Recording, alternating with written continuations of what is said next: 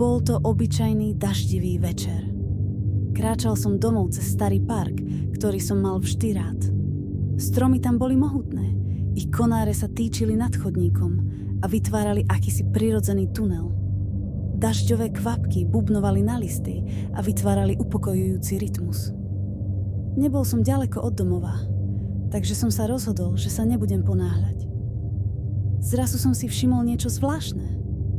Pri jednej z lavičiek stála postava, vysoká a chudá, úplne nehybná. Otočil som sa k nej, aby som ju lepšie videl, no v slabom svetle lampy som rozoznal len obrys. Mal som pocit, že ma sleduje, ale možno to bola len moja predstavivosť, vybičovaná nesvyčajnou atmosférou večera. Keď som prešiel okolo tej postavy, všimol som si, že jej hlava sa pomaly otočila, aby ma sledovala. Spomalil som krok. Čakal som, že niečo povie, alebo sa pohne. Ale nestalo sa nič. Len tam stála, ticho, ako nejaká socha. Otočil som sa späť k nej a zistil som, že ma jej pohľad, hoci som nevidel oči, ťahá k sebe. Cítil som zvláštnu smes strachu a zvedavosti. Zastavil som sa a na okamih premýšľal, či by som mal k nej prísť bližšie. Vtedy som si všimol, že sa okolie zmenilo. Vietor utíchol, dažď prestal padať. Všetko bolo zvláštne tiché, ako by sa celý svet zastavil. Postava stále stála pri lavičke, no teraz som si všimol niečo, čo mi predtým ušlo. Pod ňou na zemi bola veľká tmavá škvrna, ktorá sa pomaly šírila. Pripomínala mi tiene, ale tie sa nehýbu takto. Vyzeralo to, ako by sa tieň plazil po zemi a smeroval ku mne. Srdce mi začalo prudko byť a vedel som, že niečo nie je v poriadku. Rýchlo som sa otočil a začal utekať. Park sa zdal nekonečný. Každý krok bol ťažší a ťažší, ako keby mi sem ťahala nohy späť. Keď som sa pozrel späť, postava sa začala hýbať. Jej krok bol pomalý, ale zdanlivo neúprosný. Tieň pod ňou rástol a šíril sa po zemi ako čierna hmla.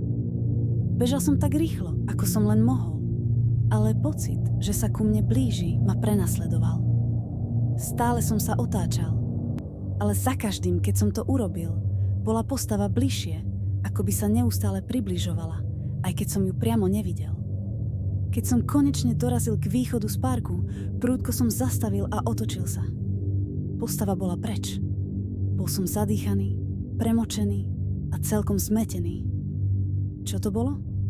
Moja predstavivosť? Alebo niečo viac? Pokúšal som sa presvedčiť, že to bol len klam môjho mozgu, unaveného z dlhého dňa. Dorazil som domov a snažil sa na to zabudnúť. Urobil som si čaj a sadol si k televízii. Hoci ma ten zážitok vylakal, povedal som si, že to bol len bežný parkový strašiak, nič viac.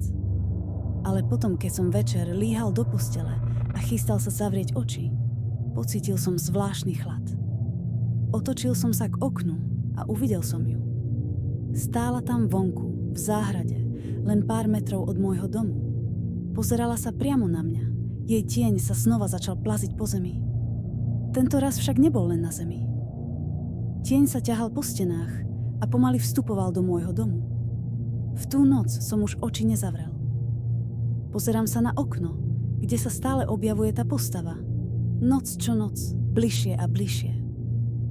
A viem, že jedného dňa, možno už veľmi skoro, vstúpi do môjho domu. Úplne. A potom si príde po mňa.